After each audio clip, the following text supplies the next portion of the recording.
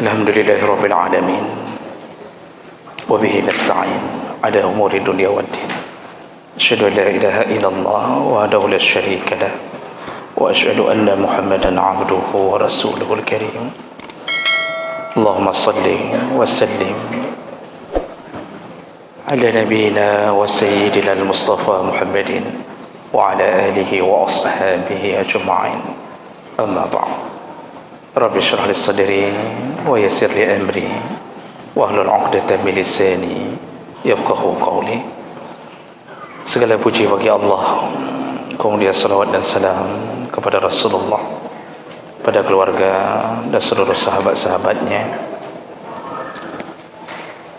Bapak dan Ibu-ibu yang Allah muliakan insyaAllah. Kita masih membahas tentang adabul mizah, yaitu adab ketika bercanda.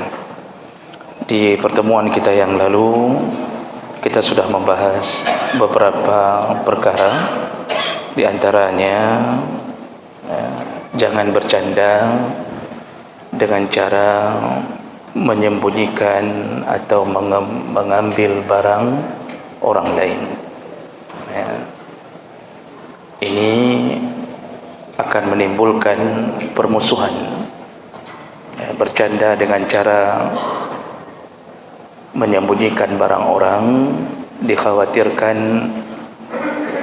orang tersebut tersinggung setelah kita menyembunyikan barangnya.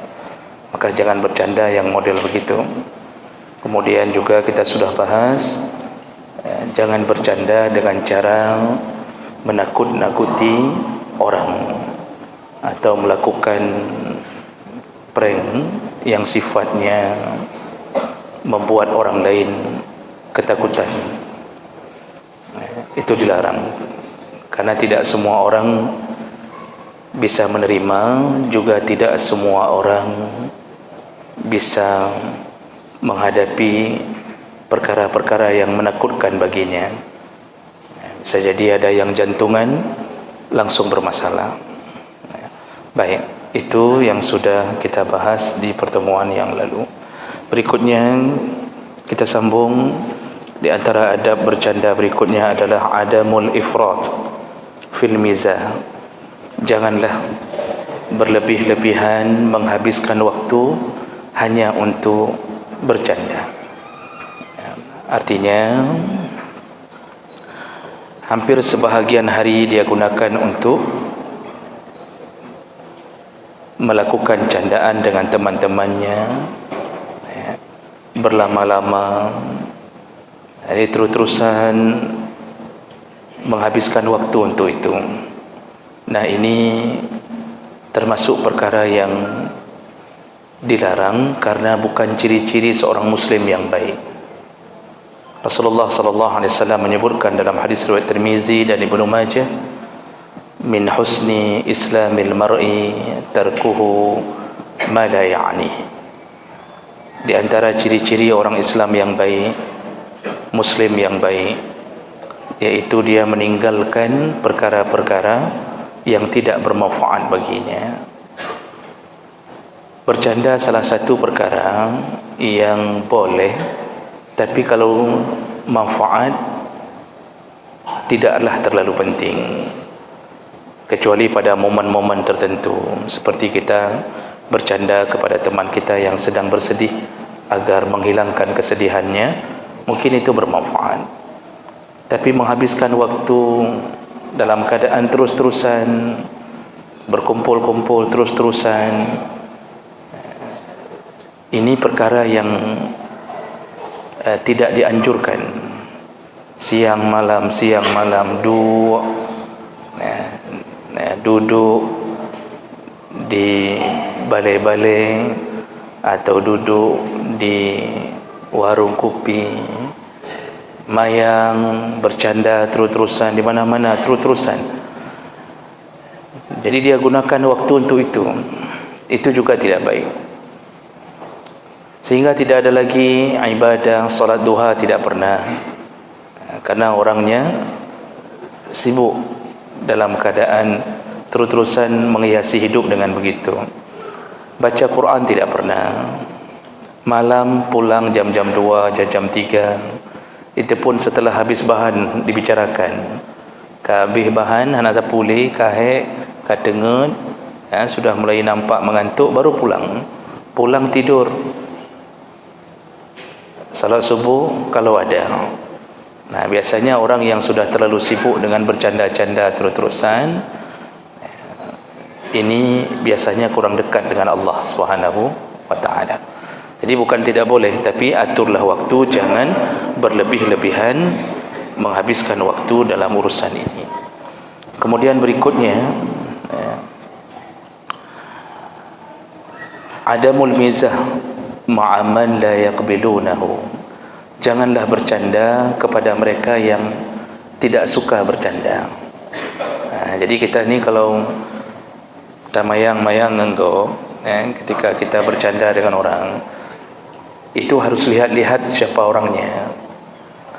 Karena ada tipe kita yang memang orangnya hidup serius, tidak bisa bercanda.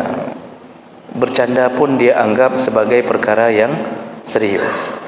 Padahal kita bicara biasa aja dengan candaan, tapi dia menganggap bahwa dia telah disinggung atau telah disindir. Padahal kita bercanda biasa. Dengan tipe orang yang enggak bisa bercanda ini, sebaiknya dijauhi. Bukan menjauhi orangnya, tapi jangan bercanda dengan orang yang tidak biasa bercanda. Kan sering kita lihat kadang-kadang dalam satu komplek itu ada 1-2 orang enggak bisa senyum pun, Pak. Jadi mukanya mekerok terusan. Kemana saja dia pergi enggak bisa bercanda, enggak bisa. Ini dengan tipe begini sebaiknya jangan memulai pun.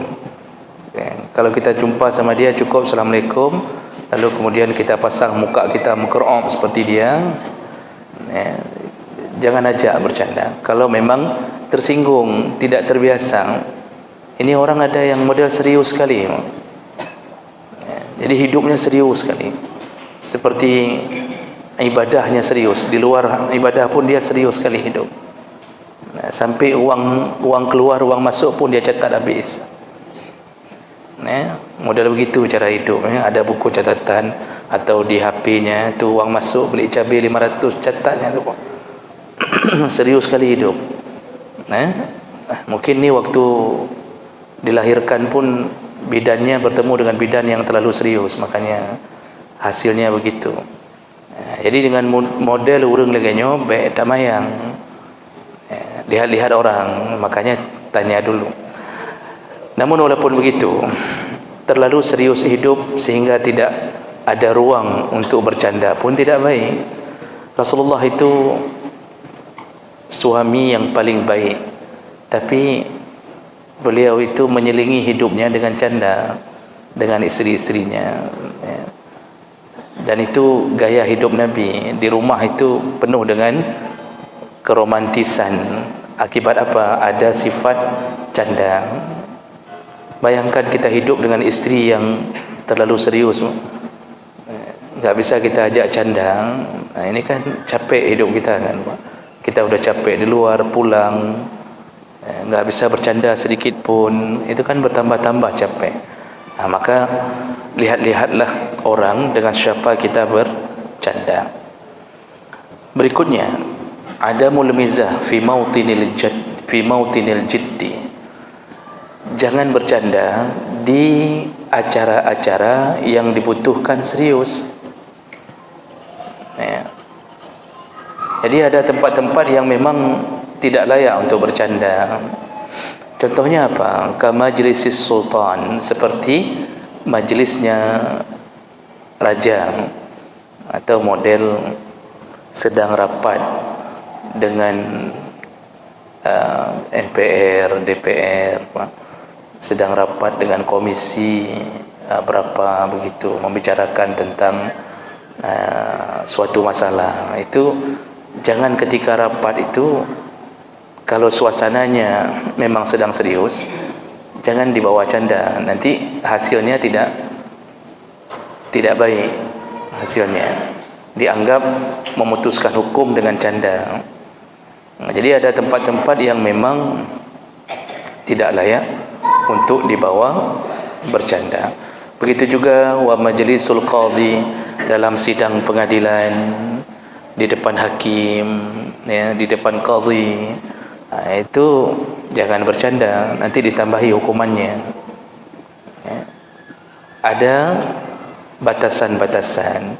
Wa inda syahadah, dan juga contohnya jangan bercanda ketika memberi kesaksian.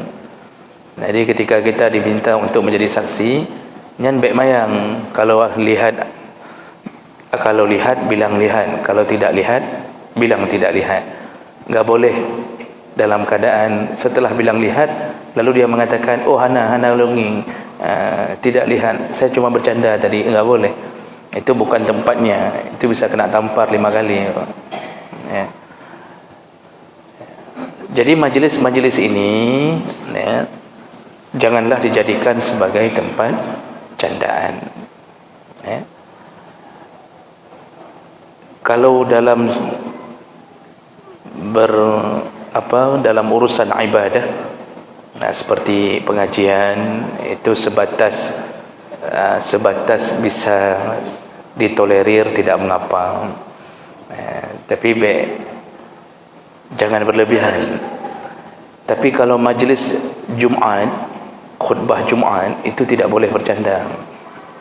Maka hanjit apa gak lucu punya Jumaat. Hanjit tak boleh seorang khatib membuat jamaah sampai tertawa di hari Jumaat, karena itu bukan tempat untuk bercanda. Tapi kalau seperti pengajian biasa, supaya tidak ngantuk, itu aman, asal tidak terlalu berlebihan. Jadi jamaah menekan Allah Subhanahu Wa Taala ini perlu difahami dengan kebijaksanaan. Pajan jud damayang dan tempat yang hanjit damayang. Jadi betul-betul bijaksana di mana boleh bercanda, di mana tidak boleh bercanda. Kemudian ketika bercanda, jauhilah pembicaraan yang sifatnya pornografi semampu mungkin selama tidak ada manfaat, yang sifatnya tidak halal baginya. Kadang-kadang kan kita sering terjebak dalam masalah ini kan, sering terjebak sedang kumpul dengan kawan-kawan, bicaranya yang jatuh ke dalam pembicaraan yang berbentuk porno, apalagi sampai berbicara yang membongkar isi kamar, itu haram, dan itu salah satu perbuatan terlaknat. Rasulullah sallallahu alaihi wasallam itu menyebutkan dalam salah satu hadis, di antara seburuk-buruk manusia, di antara seburuk-buruk derajat manusia yaumul qiyamah, di hari kiamat, jadi Allah menganggapnya buruk sekali sehingga dihinakan oleh Allah di hari kiamat. Salah satunya adalah yufdir rajul imra'atahu wa tufdi ilaih, yaitu seorang laki-laki, seorang suami, setelah dia berhubungan dengan istrinya, lalu istrinya pun sudah berhubungan dengan suaminya, lalu kemudian dia menyebarkan aib kamarnya kepada orang lain.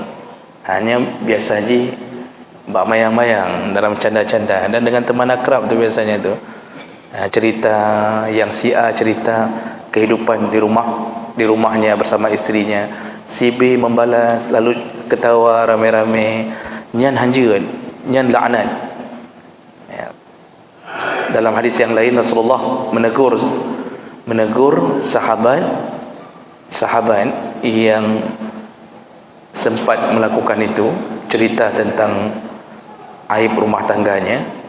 Kata Rasulullah, orang yang melakukan itu kama salis syaitan yuzni syaitanah, seperti syaitan laki-laki yang berzina dengan syaitan perempuan di samping-samping jalan, lalu dia pamerkan zinanya. Jadi Rasulullah sudah menyebutkan dengan ibarat syaitan. Jadi orang yang suka membongkar aib kamarnya itu syaitan laki-laki dan syaitan perempuan. Jadi sudah menikah antara dua jin, jin agam dengan jin ina. Kalau kebiasaan suka menceritakan aib itu, walaupun bercanda. Jadi orang mengatakan begini, Hana, ini kan lumayan tagai. Bercanda tidak boleh ke situ.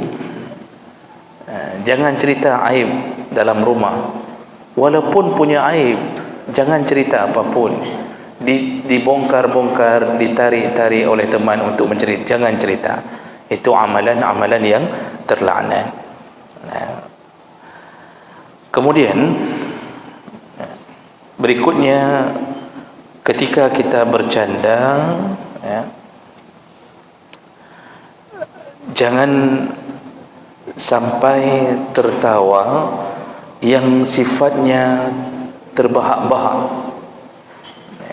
Ketika bercanda, jangan sampai tertawa lepas kontrol, terbahak-bahak. Jadi maksud terbahak-bahak itu bukan lagi ketawa biasa. Ubiraya semua, satu komplek dengar semua suara dia. Kalau cuma sekedar tertawa biasa, senyum, ada suara keluar sedikit, itu dimaklumi dalam canda. Tapi kalau sampai ketawanya besar sekali, itu jam dia bercanda dengan temannya jam 1 malam. Ketika dia ketawa, satu komplek terbangun. Fikir pernah masalah, atau orang terganggu. Ini tertawa terbahak-bahak kedai kopi, Pak. Kadang-kadang kan kita sedang duduk minum kopi, Pak. Tiba-tiba di sudut sebelah sana terdengar satu meja ketawa rayu beberaya Hakim. Kita pun terkejut kadang-kadang. Beberaya Hakim. Sama seperti model suara orang sedang nonton bola, kenapa? Tengah nonton bola, kan terkejut-kejut tu, Pak. Kan terkejut-kejut kita tu, Pak. Yang jantungan enggak cocok nonton kedai kopi, habis, Pak. Model begitulah besarnya suara tertawa terbahak-bahak. Itu tidak layak untuk dilakukan. Dan itu menunjukkan orang itu kurang imannya, kurang kesalehannya. Karena Nabi SAW itu tidak pernah tertawa sampai terbahak-bahak, walaupun nampak gusi, tapi yang Nabi yang keluar tawa sampai terbahak-bahak tidak. Dalam hadis riwayat Bukhari Muslim, Aisyah radhiyallahu anha menyatakan, "Ma ra'aitu Rasulullah sallallahu alaihi wasallam mustajma'an dhahikan hatta ara minhu lihawatihi innama kana yabtasim." Kata Aisyah, aku selama hidup bersama Nabi tidak pernah melihat Rasulullah tertawa terbahak-bahak sampai kelihatan tenggorokannya. Karena orang kalau sudah tertawa terbahak-bahak, itu kan terbuka mulutnya besar-besar. Kata Aisyah, aku tidak pernah melihat Nabi tertawa terbahak-bahak sampai tenggorokannya nampak. Jadi bagaimana kalau Nabi tertawa? Beliau tertawa, innama kana yabtasim, tapi tawanya batasannya adalah batasan-batasan senyuman. Tertawa tapi masih dihitung dalam senyuman. Dan Nabi bukan bermakna Nabi tidak sama sekali tertawa. Dalam beberapa hadis Nabi SAW itu juga disebutkan bahwa beliau sering tertawa. Di antaranya contoh dari hadis Abu Hurairah radhiyallahu anhu, yaitu ketika seorang datang kepada Nabi SAW, lalu laki-laki itu mengatakan kepada Nabi, "Ya Rasulullah, ka musibah. Ini ada musibah ya Rasulullah." Jadi apa musibahnya? Kata orang ini, aku telah berhubungan dengan istriku di siang hari Ramadan.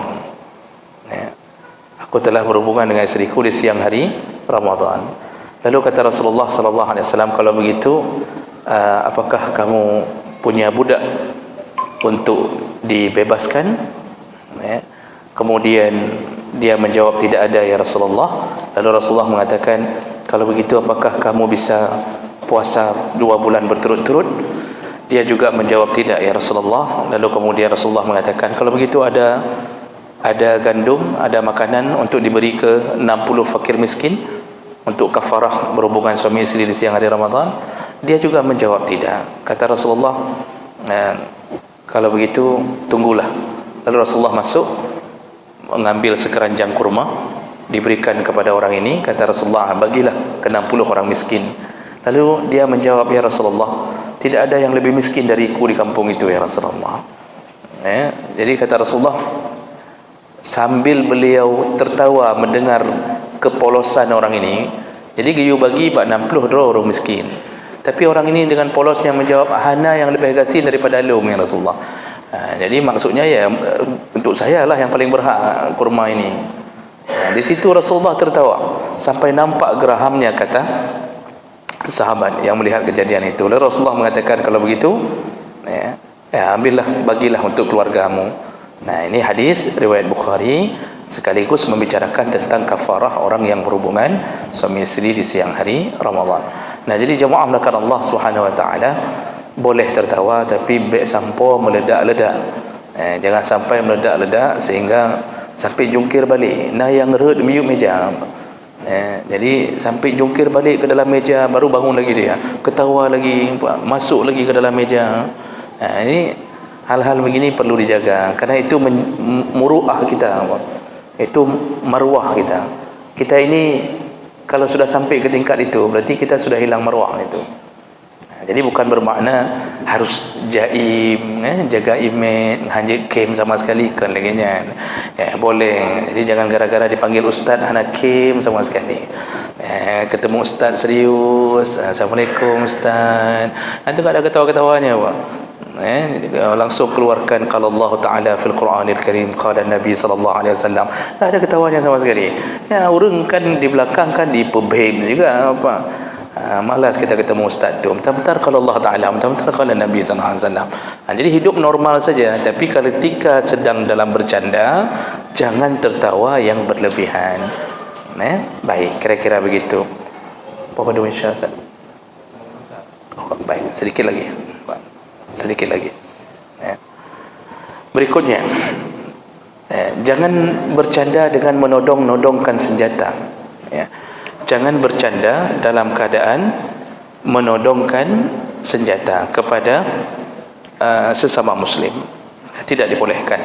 Rasulullah sallallahu alaihi wasallam melaknat orang-orang yang menodongkan senjata kepada saudaranya yang muslim, walaupun itu saudara kandungnya.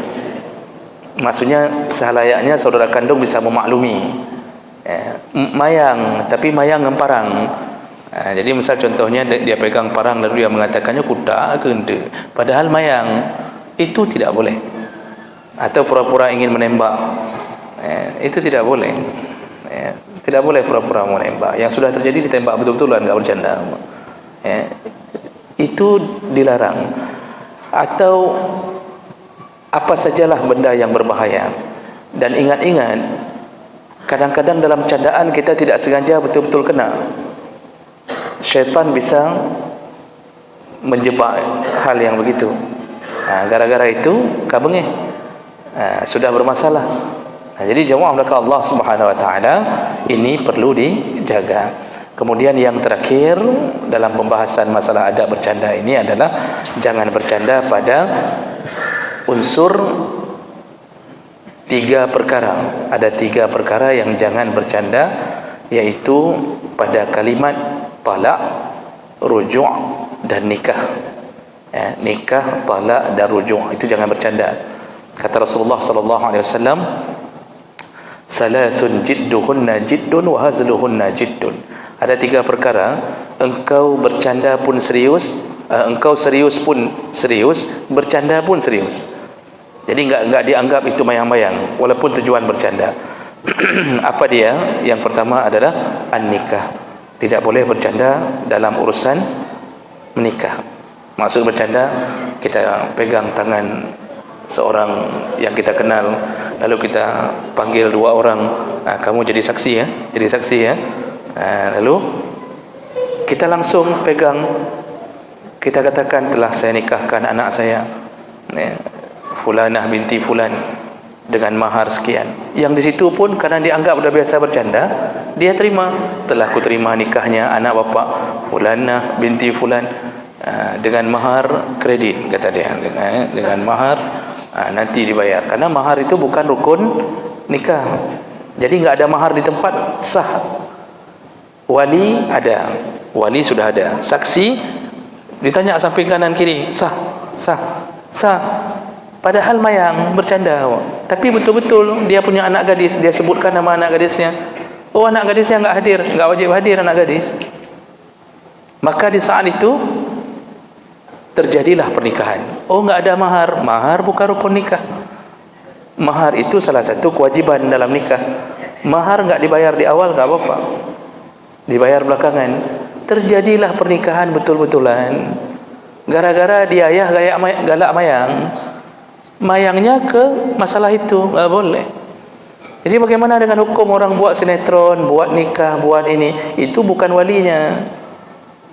Itu bukan wali. Itu tidak mengapa membuat drama begitu, karena bukan wali yang menikahkannya. Itu kan di situ macam-macam itu, Pak. Siapa-siapa yang mau jadilah penghulu pun hanya penghulu pura-pura. Tapi kalau betul-betul wali menikahkan anaknya, walaupun mayang jatuh pernikahan itu. Itu yang pertama. Yang kedua, at-talaq. Jangan bercanda dengan urusan kalimat cerai. Jangan. Makanya dalam mazhab Syafi'i, kita ke kedai kopi, ditanya sama kawan, kenapa wajahnya begitu? Kenapa tidak bahagia sama sekali? Apa sudah jatuhkan cerai ke isteri ya? Bukan cerai nak ke? Kita jawab, kita bercanda, hai kagak cerai. Langsung jatuh cerai. Tidak boleh. Maka laki-laki harus menjauhkan diri dari kalimat cerai. Rujuk juga sama. Rujuk enggak bisa diajak canda. Pulang enggak bisa dia ketuk pintu lalu dia mengatakan ke isterinya, saya sudah pulang. Lalu isterinya mengatakan, oh alhamdulillah. Lalu dia mengatakan, hana jadi aku mayang. Itu tetap rujuk. Tetap rujuk. Tiga perkara ini tidak boleh dijadikan candaan. Baik.